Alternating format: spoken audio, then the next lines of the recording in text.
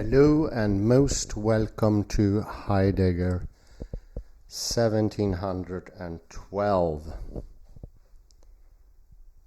and we will continue with the drawn out review summary approach method to Paul Johnston's Rethinking the Inner.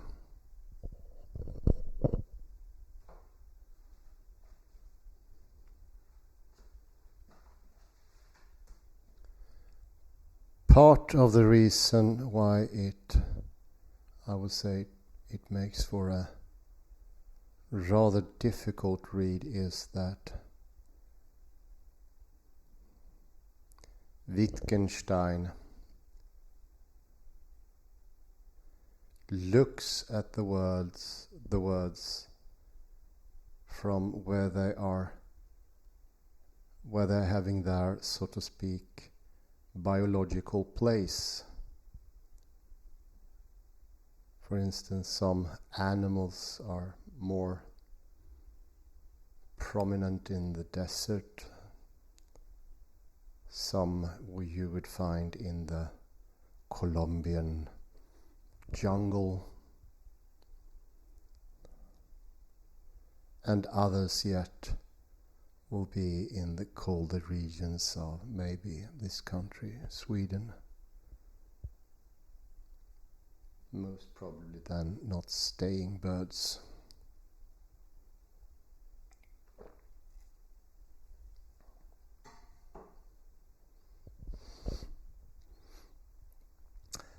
And that is a new way of thinking entirely from what we're used to, and I most definitely feel that's new from what I am used to.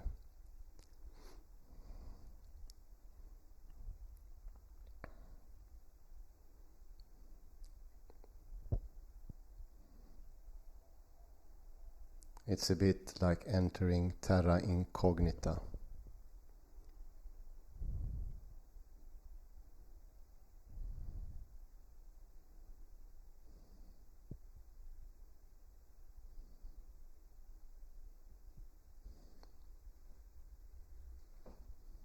Although it is at the same time immensely fascinating, definitely worth the trouble.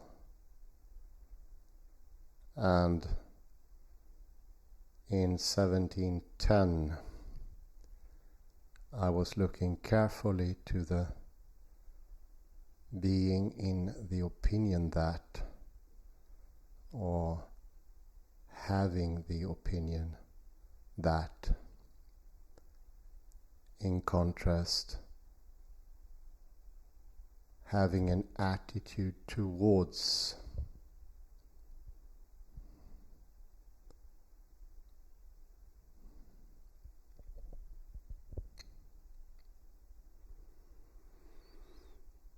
And there is a huge difference in between there, but it's not easily discovered.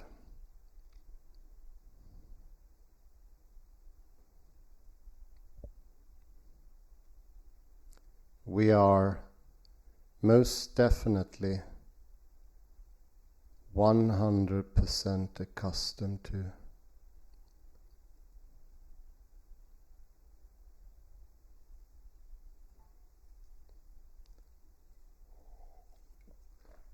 this modern day and era to see attitude towards as the very same as opinion that.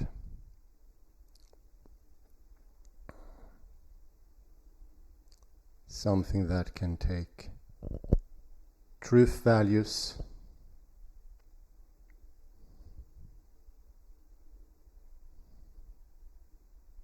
false truth, and so on.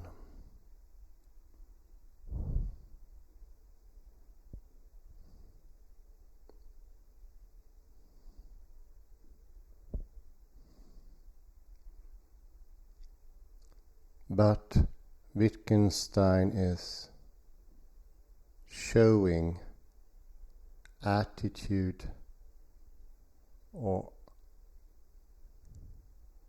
towards is something in its natural way of being used does not have a truth value at all.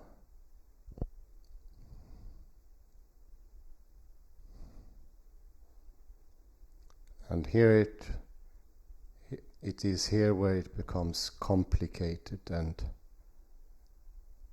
rather difficult, I'd say.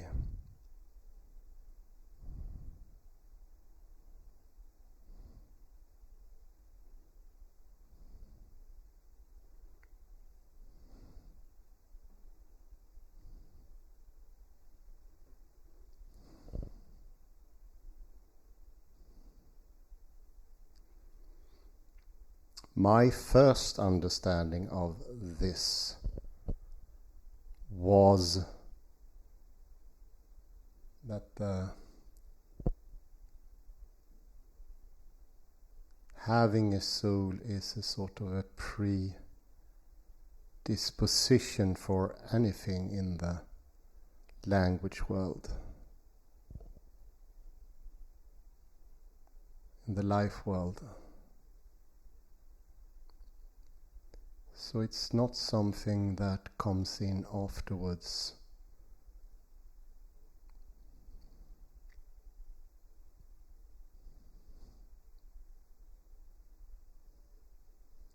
And therefore it is not in the capacity of having a truth value.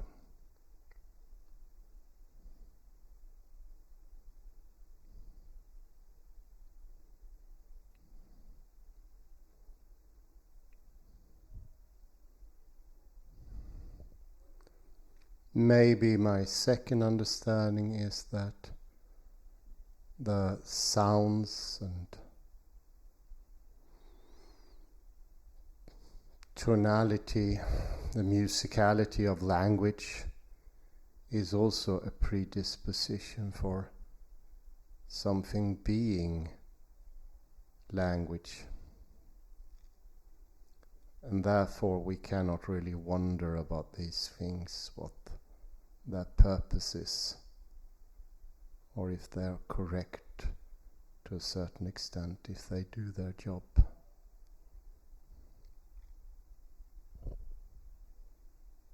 That wouldn't make any sense either, I'd say.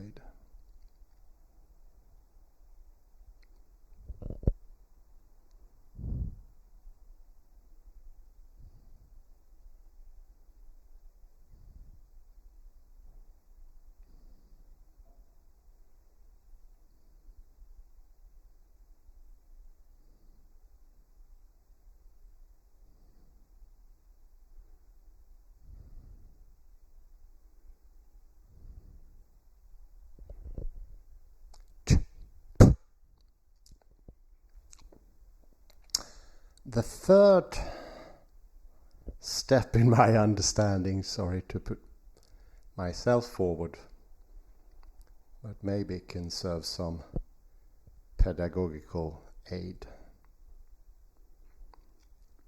And that was, you cannot take the circularity out of a circle.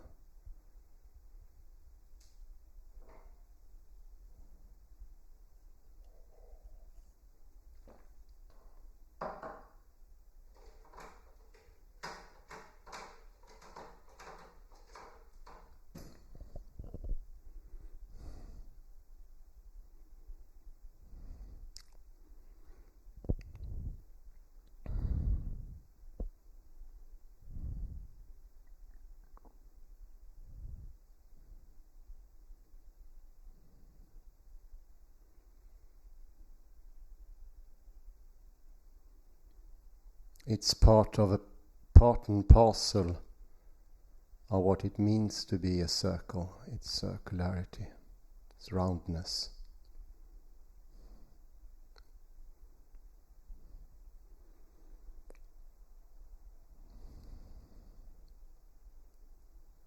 So the whole language game, the life world, is codependent,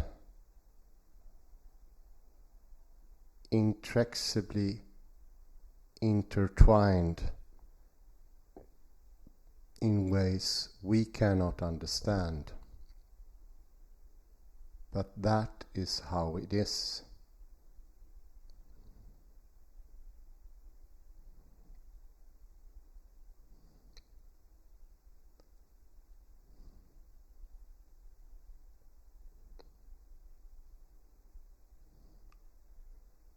And explanations do have their place, but wrongfully applied to say, where does consciousness stem from? How did it originally develop?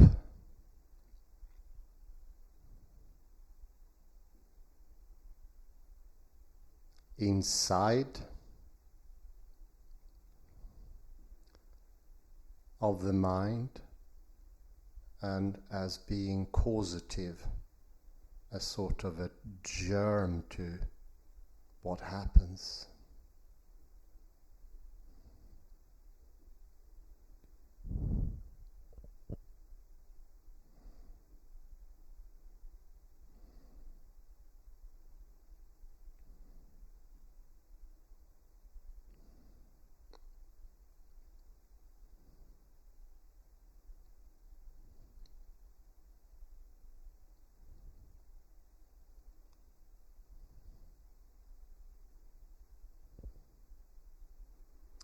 Later developed into things, so to speak, like a seed planted in the ground, later will become a plant.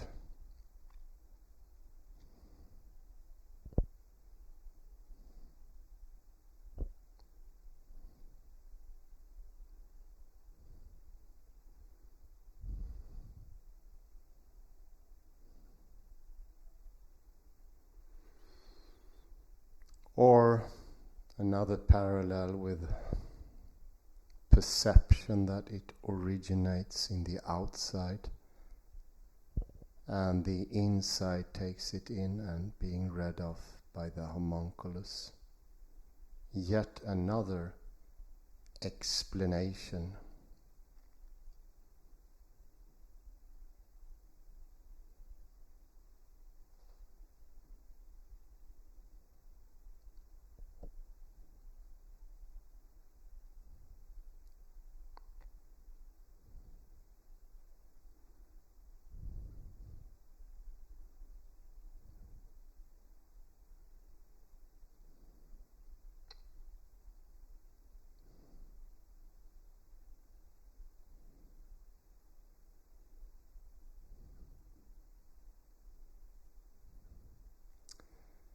And a sort of established chain, and I would say locking chain of cause and effect, aita, telos. It is sort of determined, fixed over time as well, not only in space.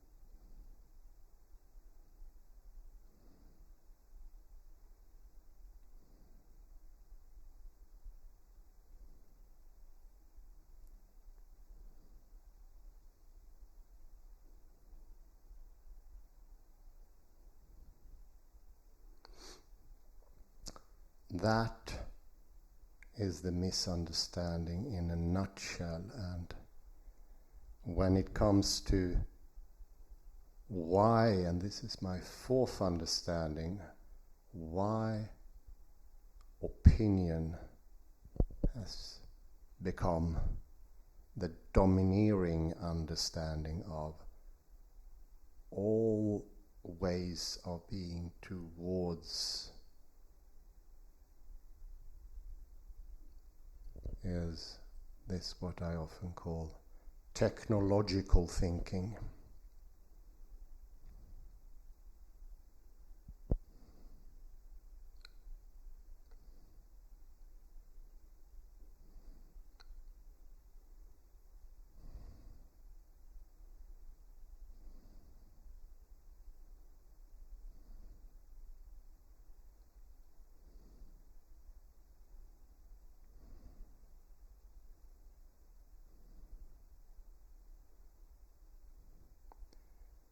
And it's constantly reinforcing the original captivity in the picture, of the picture,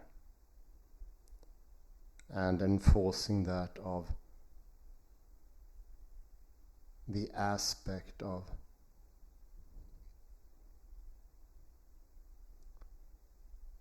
technological reason, which is abundant today everywhere.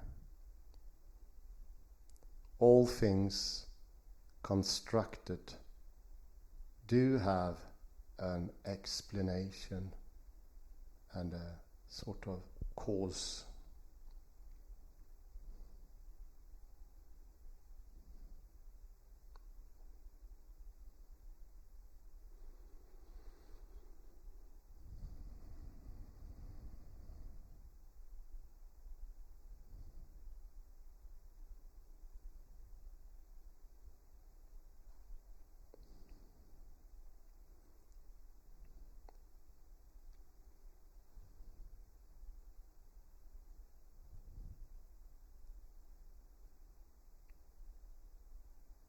Possibly, one could even call that a first cause, the Big Bang, because the language misconception is everywhere. Physics is no exception. And of course, since physics rule all other sciences, that will make the push, the momentum towards opinion that even stronger.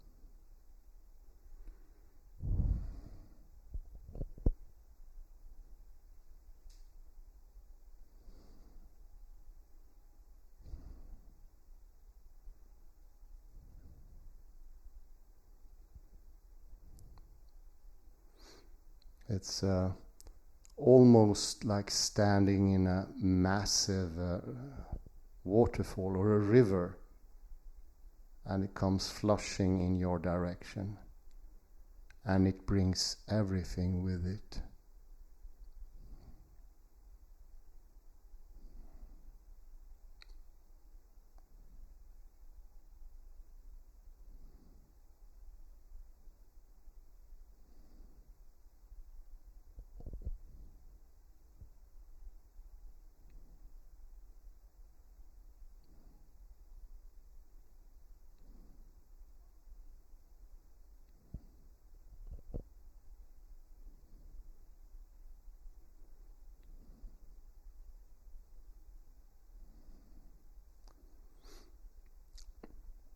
And I start feeling this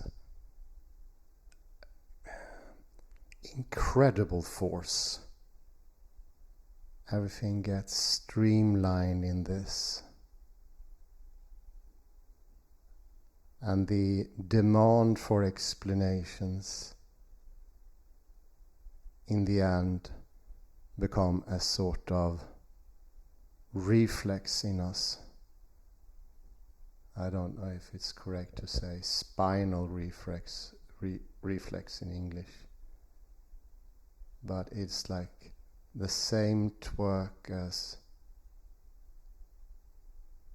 if a loud sound comes about, the frog will jump. Happens instantaneous.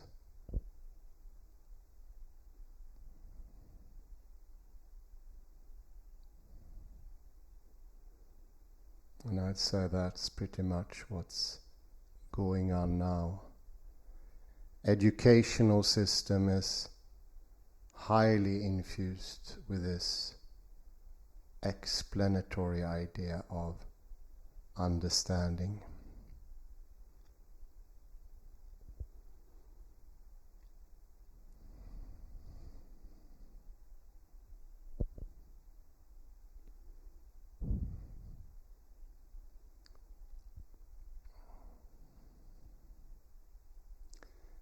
And for me, the example with the concerto of Bernstein was very helpful, because I realized that the explanations given by Bernstein were not explanations. There were things, sayings, doings, movement that only make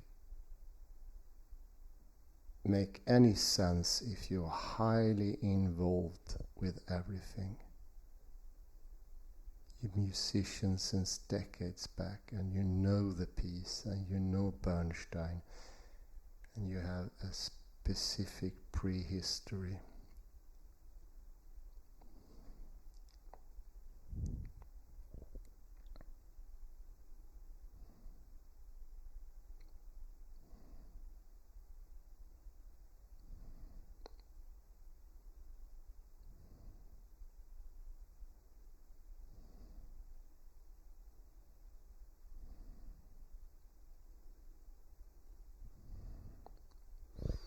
There were in the book also a similar or related example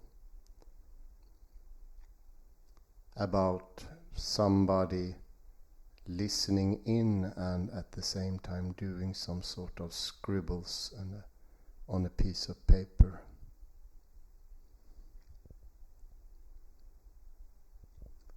And for the person to repeat what he have heard, he needs to do that scribbling movement. But there's nothing in that writing, so to speak, that contains what he's saying. It still needs to be there.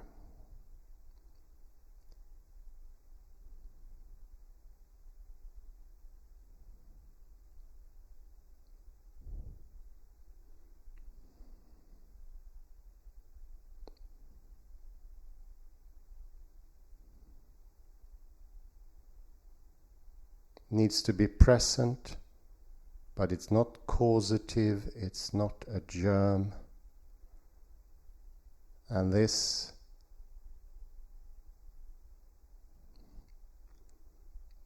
is a very clear image I got, can be used in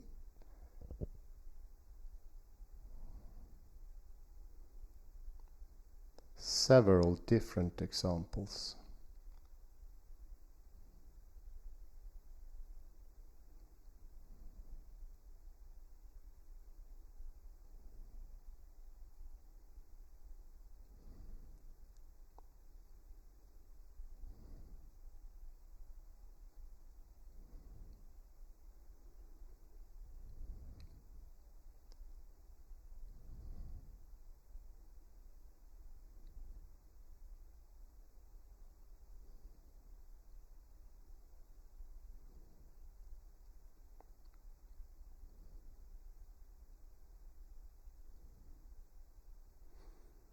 that thinking needs to be of a specific kind. There were two suggestions in the book, either some sort of ongoing inner speech, and the other one was that thinking was image or images.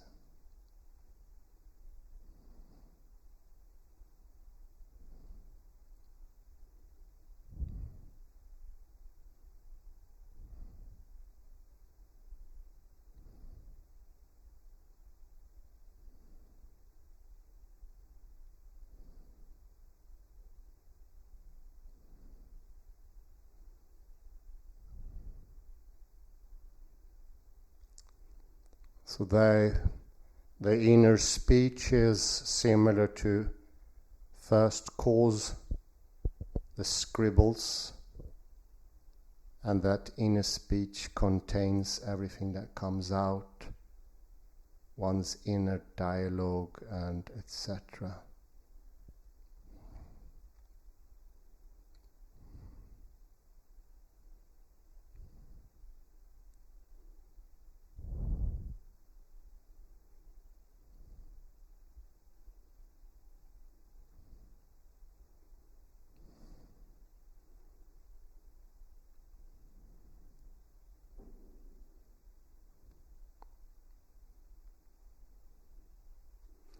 A sort of state of thinking.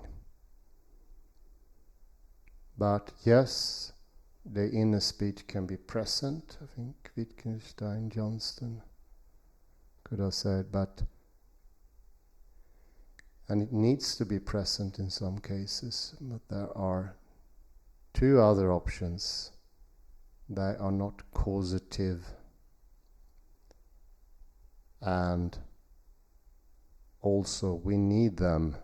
They have a proper place in the language game, and that's when we talk about our thinking.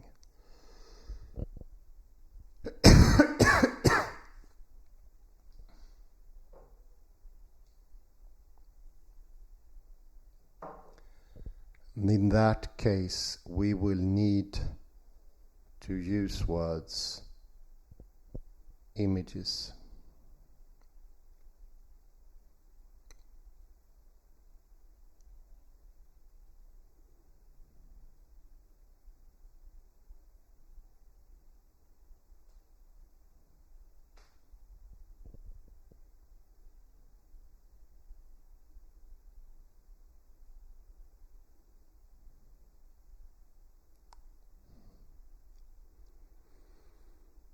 Another example is the chapter before, the chapter Complexity of the Inner, the musicality of language.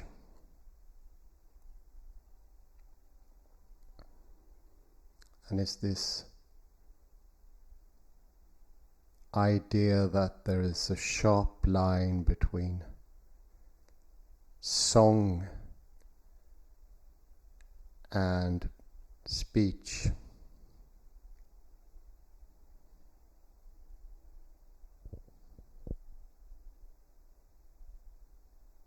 An idea or an undercurrent sharply upheld within linguistics when I studied that subject.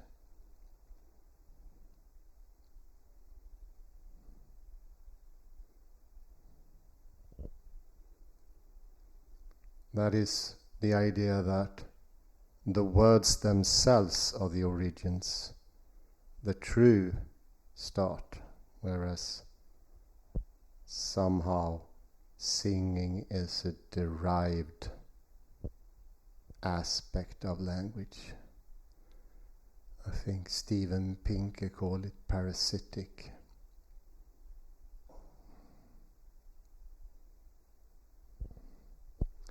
And the words somehow contains meanings, or that condensate of thinking I mentioned before. The germ, that later gets developed once you speak.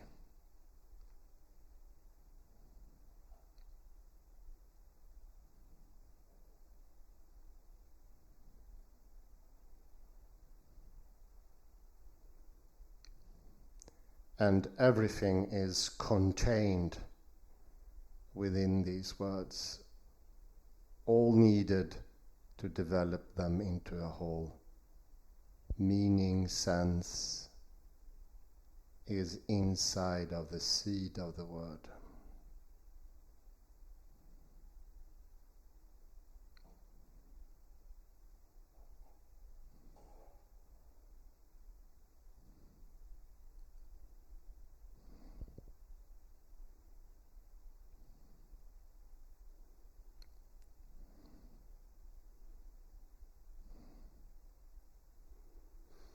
So once more you have this locking chain of start and end, and for in every thing that goes around in between that is interlocking parts of the chain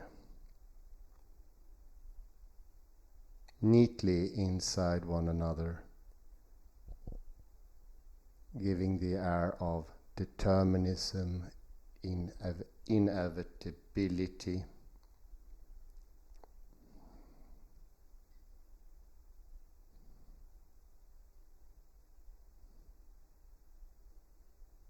Unavoidable.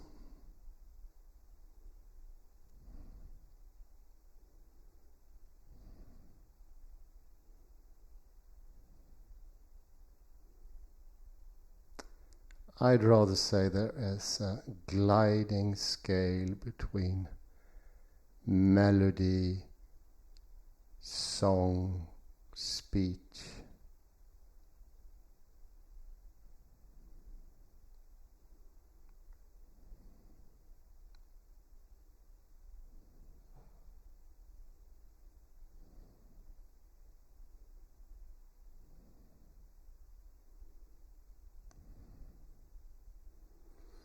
And that, what I was met with in linguistics was the idea that there are some remnants of singing in language, like pitch, accent, prosody, and much more.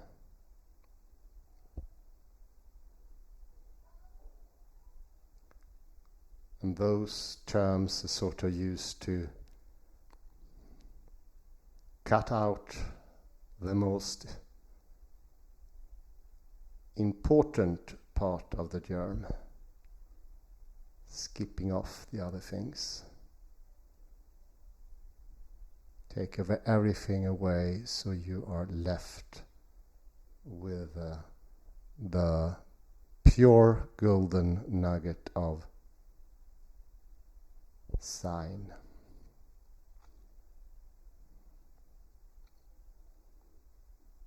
Signifying capacity needs to be clarified or sharpened.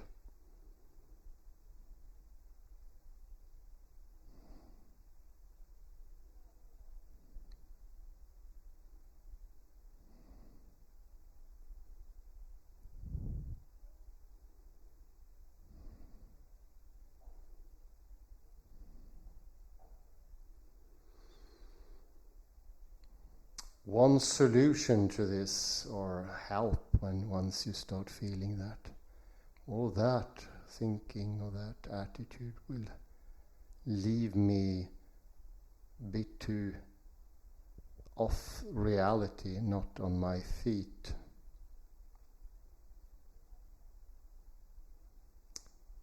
Floating about.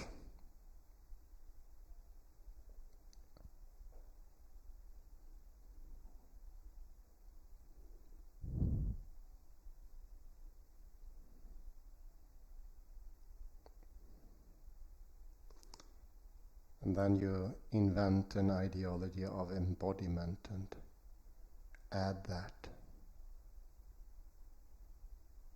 So to speak, we were never disembodied, or we do not need that. Language is working to perfection.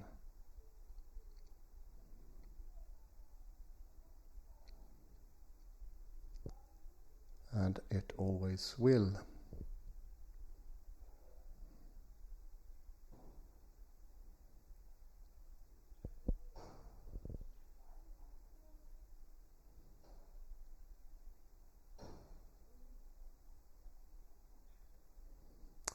We are not in the power to destroy language and leave us flying about. The misunderstandings are more of frictions, non-working areas. Not really the same as you'd left yourself, but a lack of energy.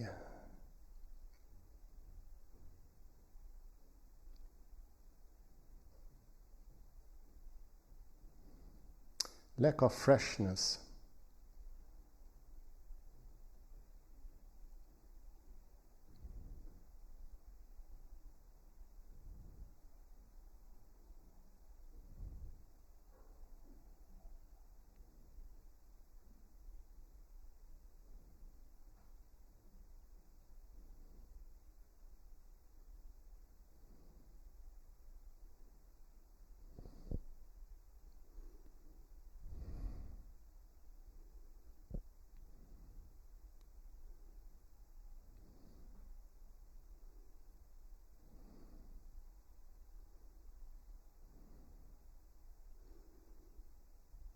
We can bring life back little by little and see how meaning is not a peculiarity outside of language, but it comes about when the words are used exactly how they were supposed to be used.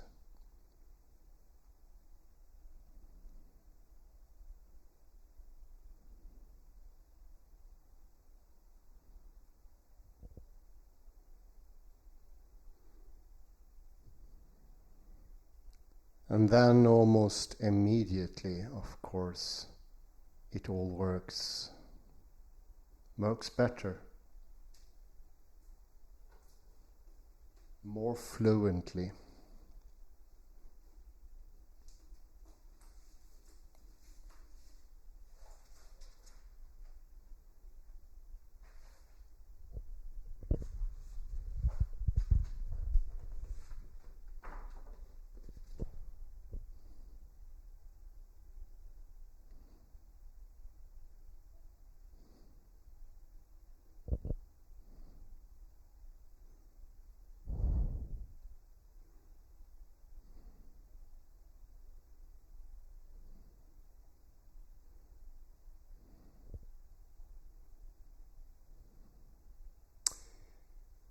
It's on page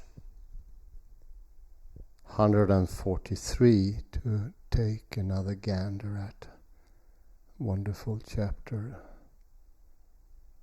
of the complexity of the inner.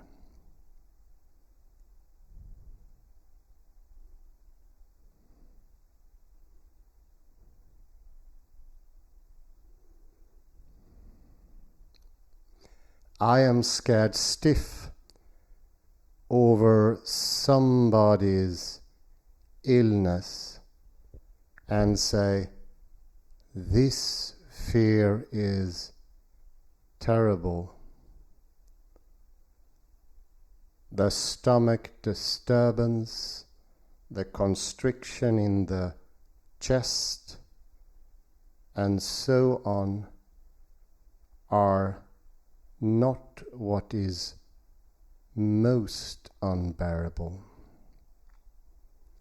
I have endured worse bodily upsets than these. One might even treat the bodily symptoms as a distraction from the emotion.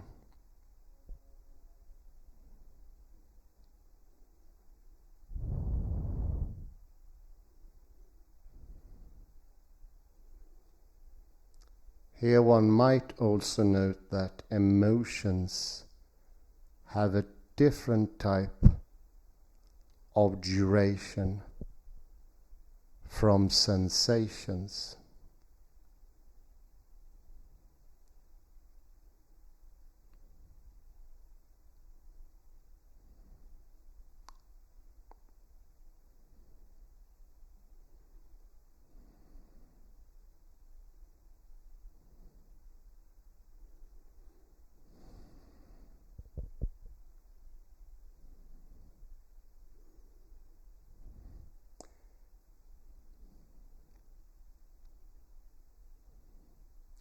Fear wells up and subsides, but typically it does not simply start and stop as bodily sensation may.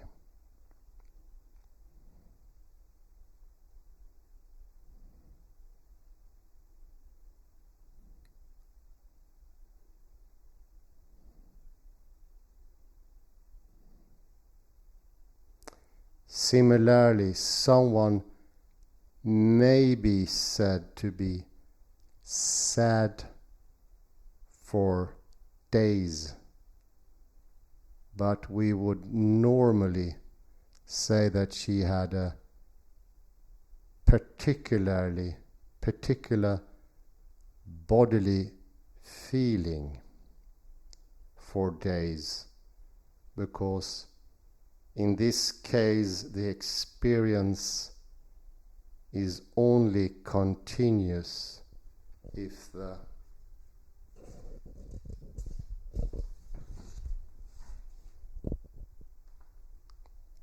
individual is continually aware of it.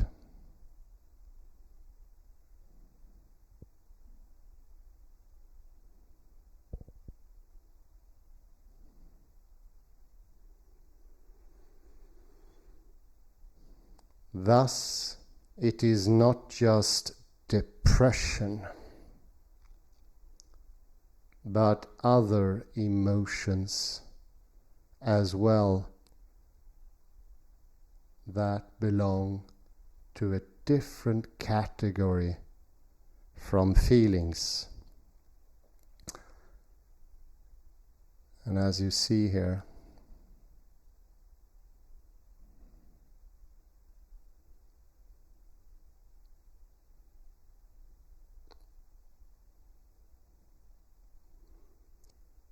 this, when going into it and seeing that there is a difference in duration of certain aspects of the inner, I think we can better understand that these things are not, so to speak, germs or seeds of what later happens. They're, in a way, I would say separate, not put together in this chain I mentioned before.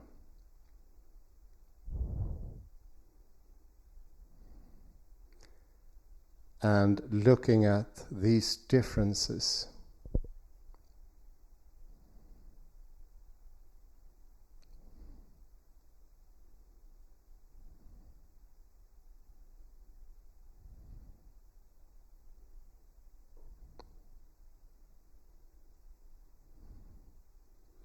show more clearly that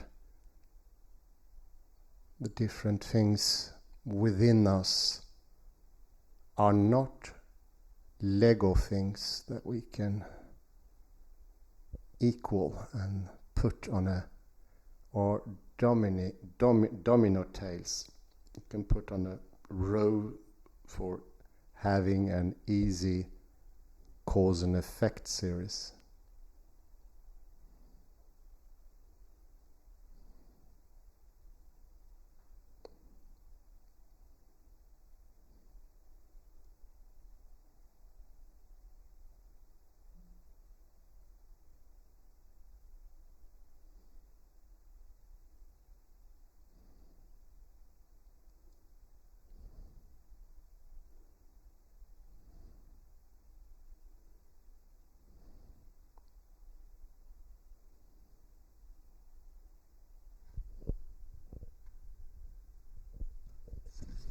So it's complexity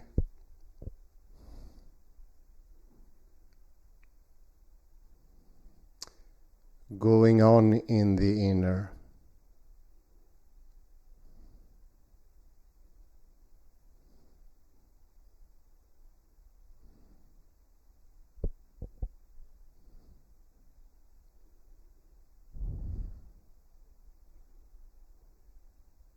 With differences that sort of surprise us.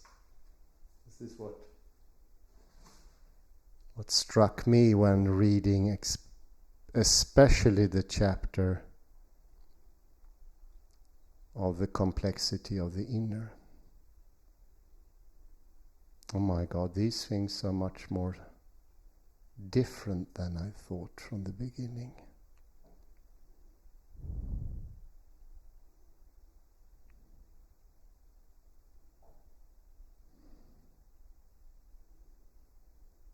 They have different workings.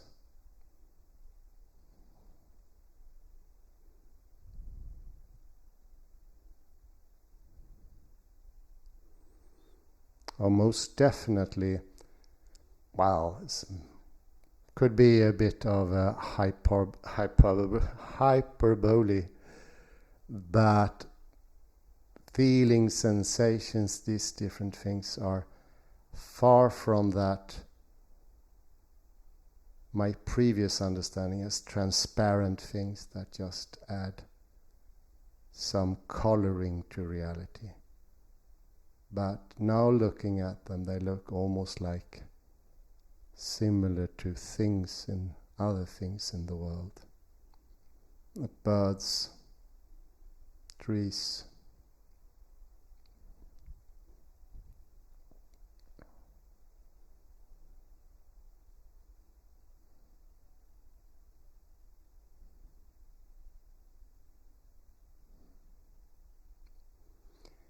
And yes, there are similarities.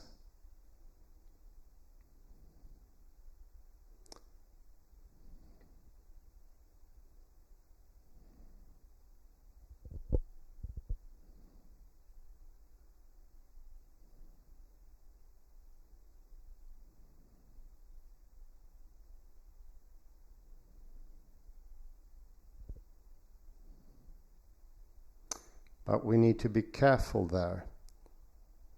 And this is where Wittgenstein's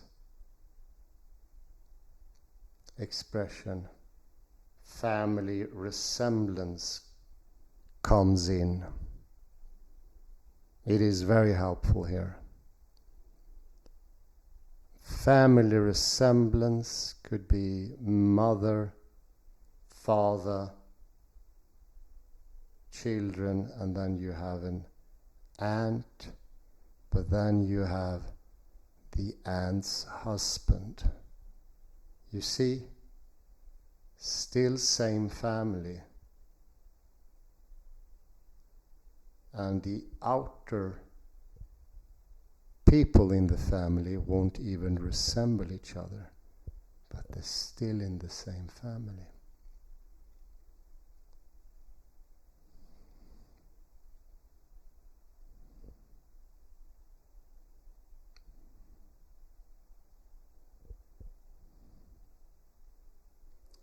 This is the same for the sensations, perceptions, attitudes, dispositions.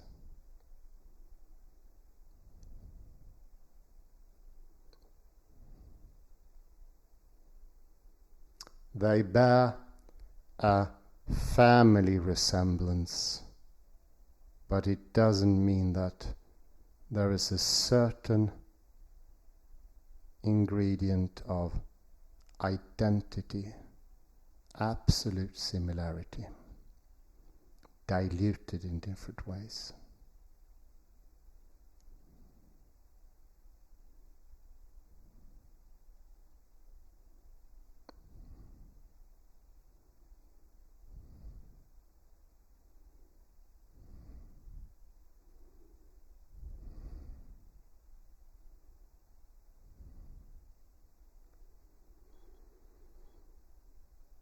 And family resemblance can also, I think, be used with this almost temporal sense of accompaniment of words or scribbles. The aunt's husband needs to be there at the family dinner. It doesn't mean that he's causative of the family or the dinner or what the family is. It's more correct.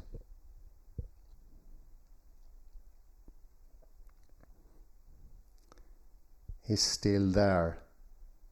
The scribbles, the dialogue we feel within us, sometimes necessary for doing a certain thing, sometimes not, but it doesn't contain everything within it. Okay, I'll put a little break here. Thank you very much.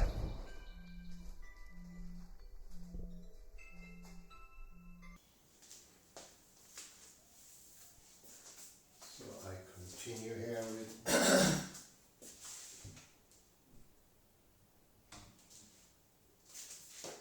1712.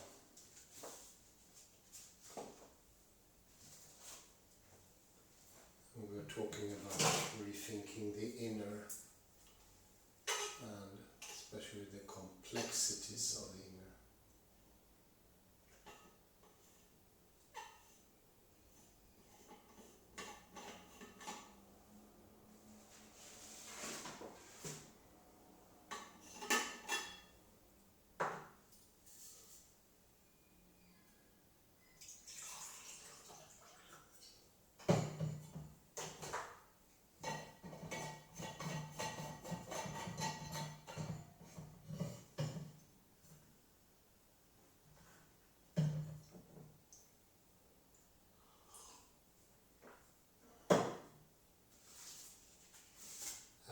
The sheer complexity is stunning, but it reminds also of the confusion that often exists of inner or the hidden that we often encounter. The hidden inside, according to Wittgenstein, is an effect of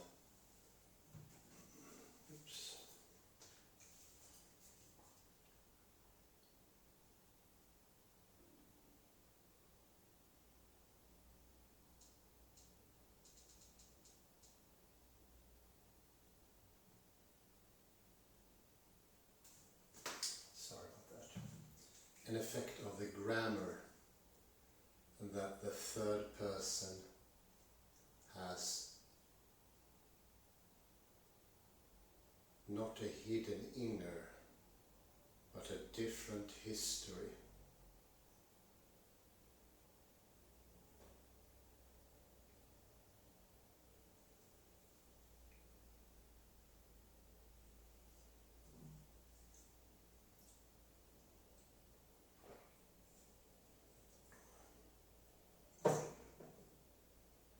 In time and space than the other person. third person perspective, she can predict her own behavior more accurately because of the sheer background she has. Not because that there is an inside Pandora's box of things.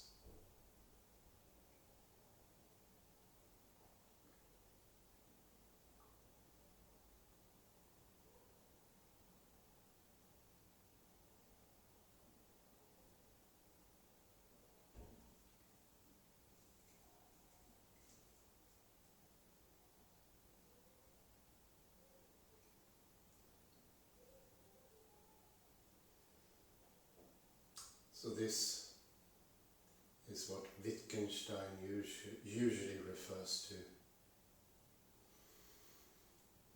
the grammar of the third person perspective.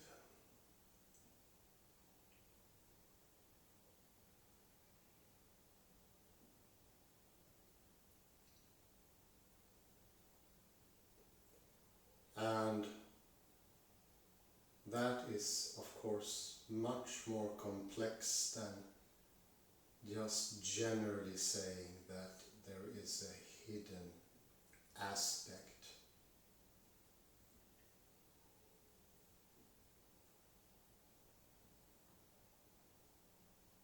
Something is covered.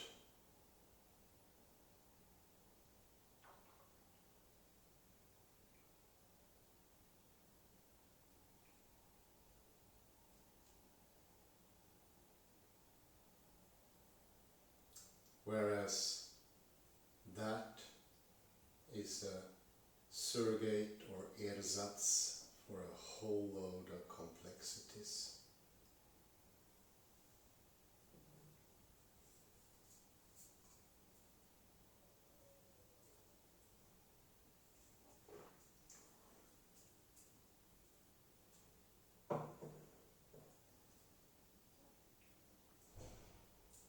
It covers those complexity overs and sort of the investigation stops there. You will not learn anything more. It will be like everything is buried.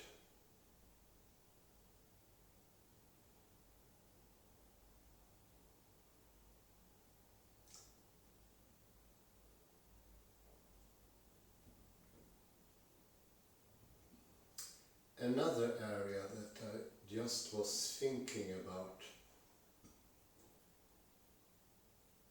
is morale and ethics.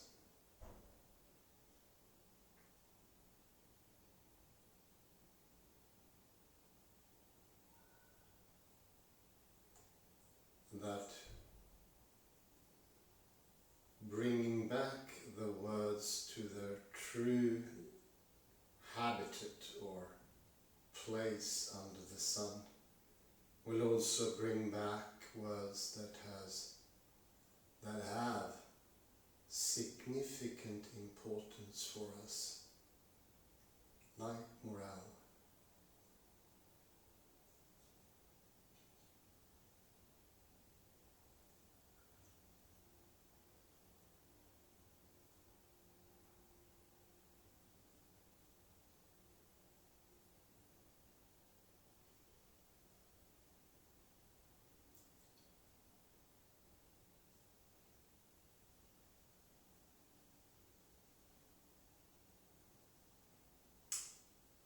It changes a lot, and as usually when we talk about morale, we have this sort of also a very specific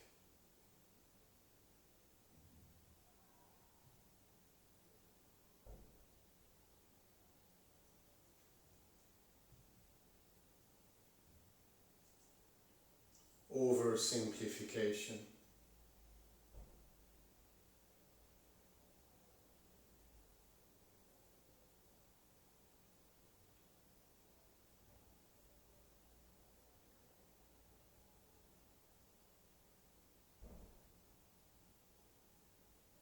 then we will not be able to enter into the inner. It will become inaccessible to us.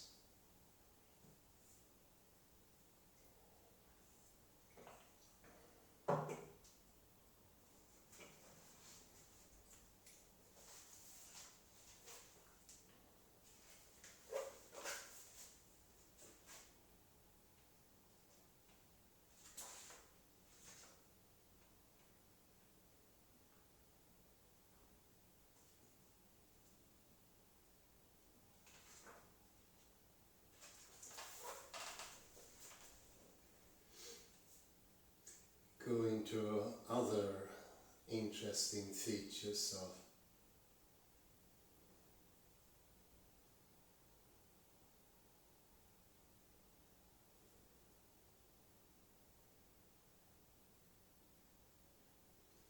of the inner.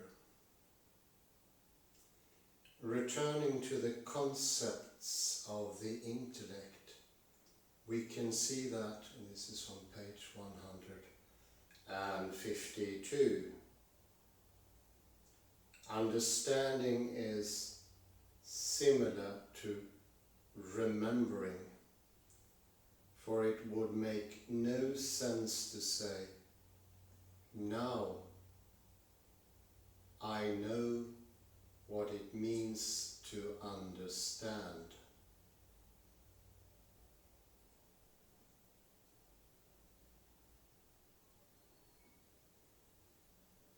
As this suggests, understanding is neither an experience nor a feeling, although it may involve these.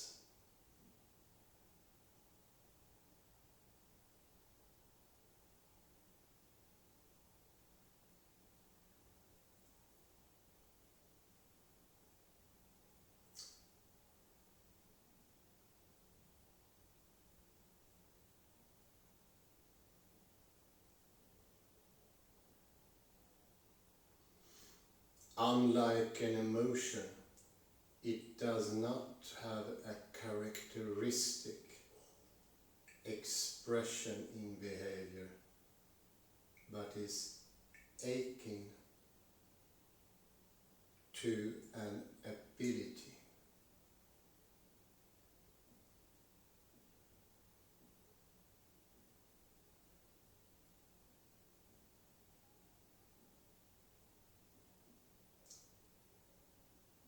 Someone who comes to understand something learns to do something new.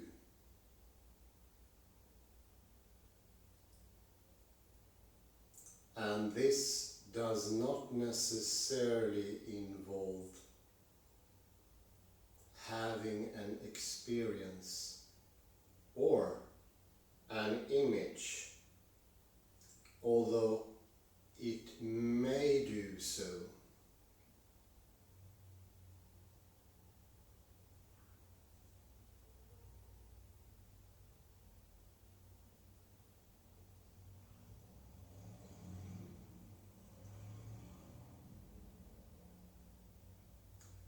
For example,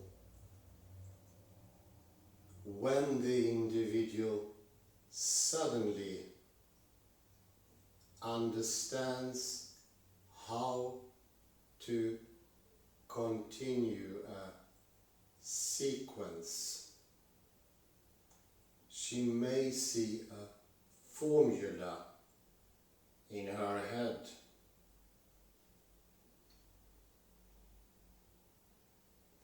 But even here, the image does not constitute understanding.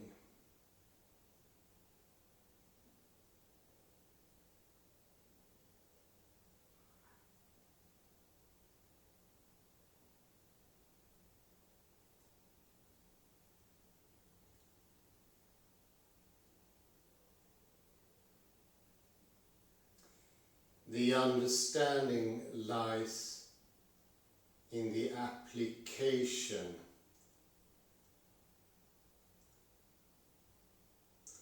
of the image, and if someone can continue the sequence but who has no image, she will still be said to understand.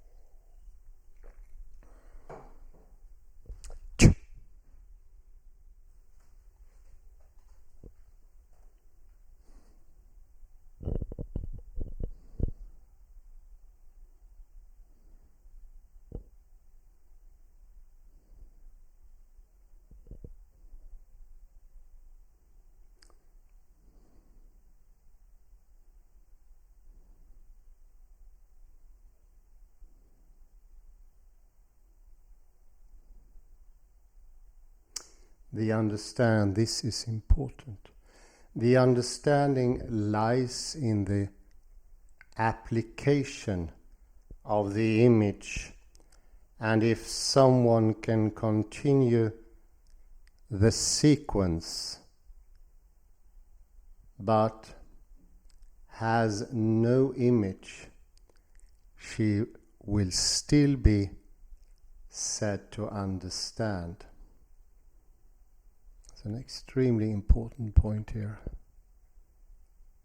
The image can be helpful, it accompanies, but it is far from a necessary ingredient.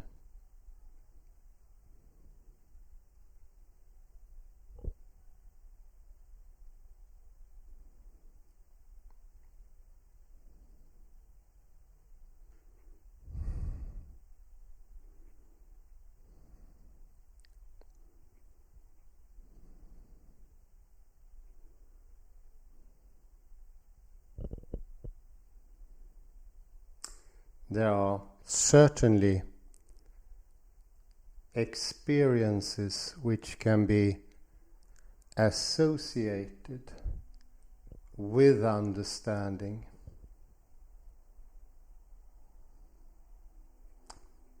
Joyful feeling of now I can go on, and even certain bodily sensations.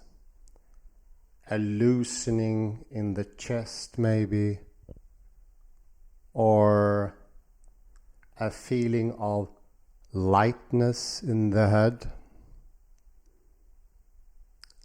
However, these do not constitute understanding.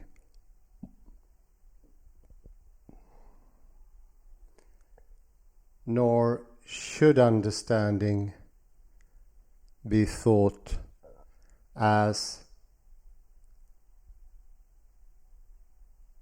of as a further specific but non-describable mental process.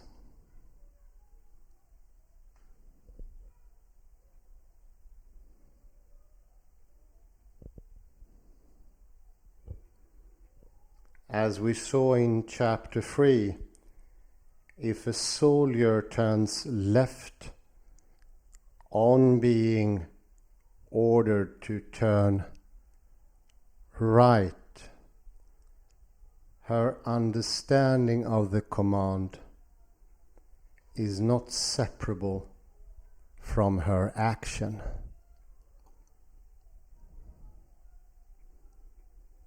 And I think this is exactly what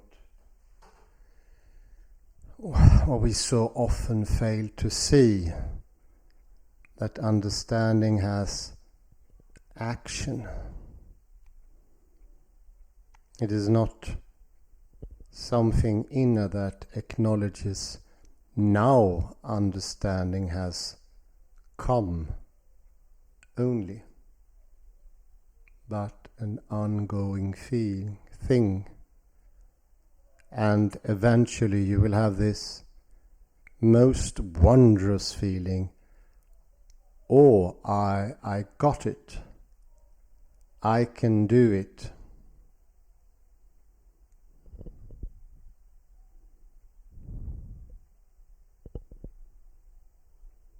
And that is most definitely interacting in the doings, because there needs to be a sort of corollary in the bodily processes, if you like. If you don't change your ways, how do you understand, or how do you even know that you understand?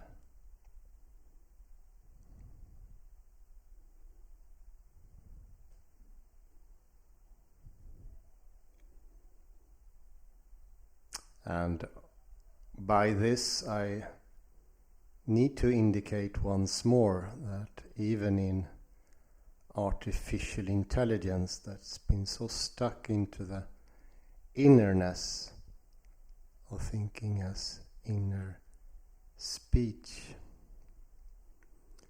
there is now some investigations into movement as understanding. And that movement understands what and where and how.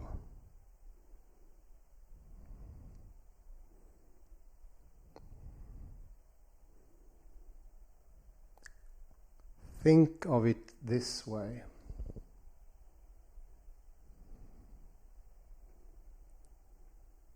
The Italian economist Piero Sraffa made a gesture to Wittgenstein like this,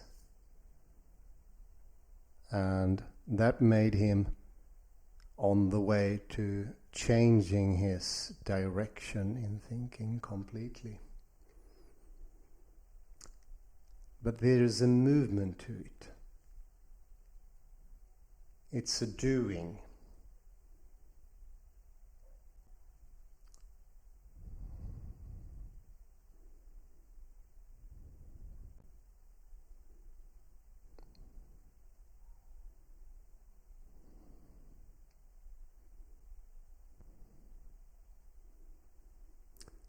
So language has a lot more than this idea of fixatedness.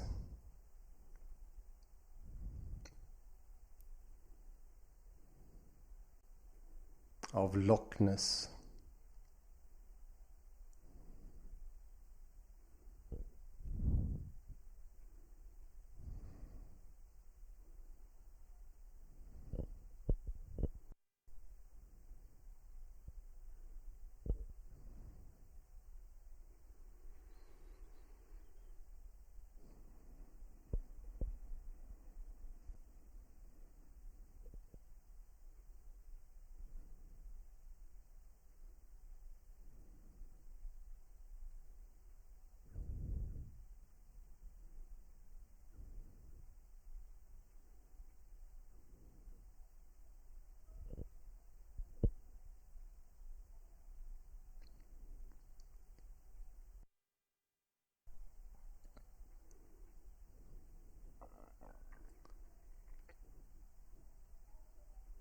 It is a bit, and this is of course a beginner's understanding, but it is a bit like our doings are being revealed by Wittgenstein, Johnston, as being absolutely in there from the beginning.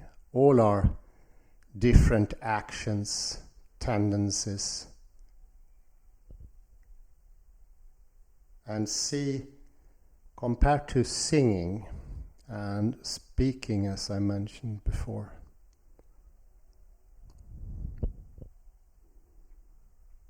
that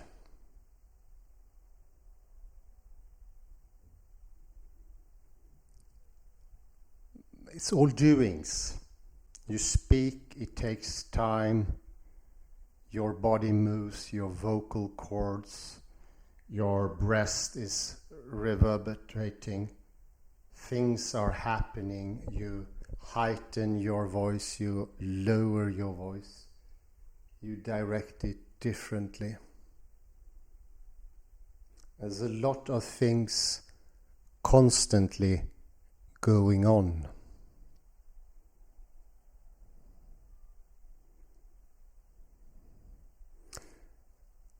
And the misunderstanding that lies in the bottom of most modern philosophy and in linguistics and phonetics and so on doesn't acknowledge that. This language is a supplement, to use a Derridian term, to just add to the perfection of words mean directly, represent, as in Tractatus or in the perception of Bertrand Russell.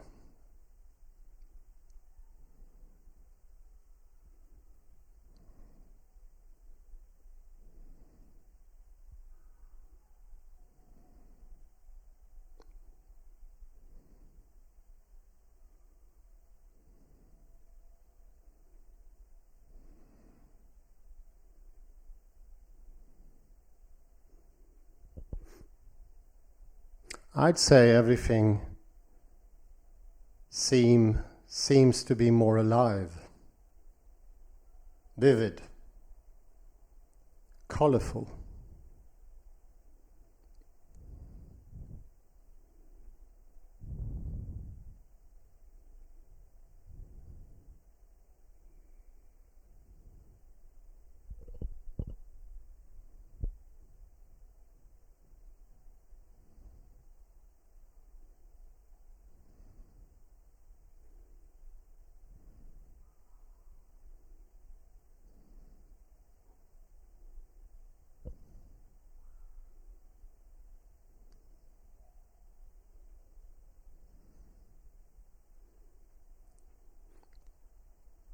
Things position themselves in their proper slots.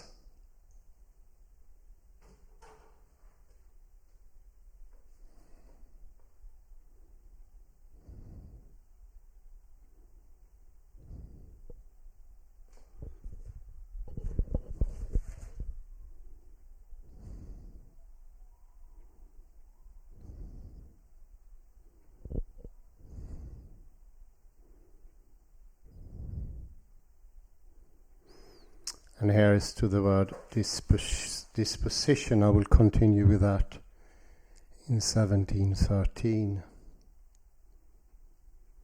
A further key grammatical point about understanding is that unlike a sense impression or a sensation,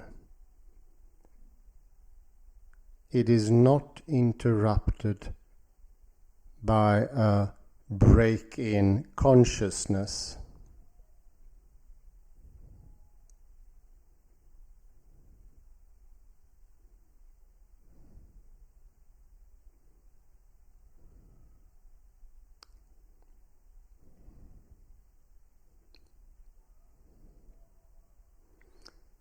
This point also holds for other concepts of the intellect, such as believing, knowing, and intending.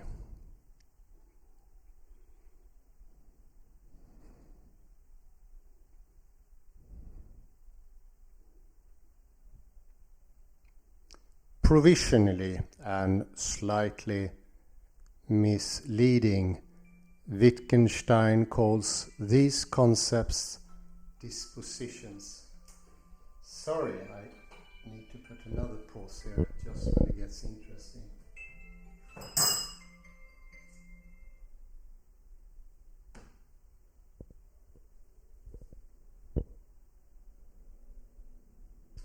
We believe something uninterruptedly. It doesn't have interruptions. Whereas listening to something have interruptions. And pain can have interruptions. Although how dissimilar in other aspects pain and sensation can be. And one thing I often been thinking of is like sensation often get confused with pain. So there is like a sort of a pain sensation, which can be tricky because it lends more substance to the pain. So if you're suffering from an aching back, that will have an absolute effect if you think of it that you are sensing the pain instead of the more normal just being in pain. Well, sad it is. We need to continue next. Thank you very much.